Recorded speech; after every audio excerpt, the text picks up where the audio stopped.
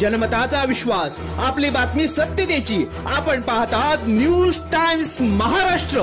माणगाव तालुक्यातील सुप्रसिद्ध आणि भाविकांचं श्रद्धास्थान असलेल्या मुगवली येथील स्वयंभू गणेश मंदिरात गणेशोत्सवाच्या ऐन काळात चोरी झाली आहे. 2 सप्टेंबरच्या मध्यरात्री अज्ञात चोरट्यांनी मंदिराचा कडेकोयंडा तोडून गाभाऱ्यात प्रवेश केला.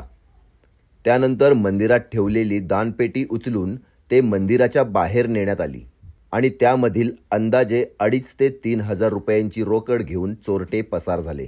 या घटनेने संपूर्ण परिसरात खळबळ उडाली असून सणासुदीच्या काळात अशा प्रकारची घटना घडल्यामुळे नागरिकांमध्ये संताप व्यक्त केला जात आहे.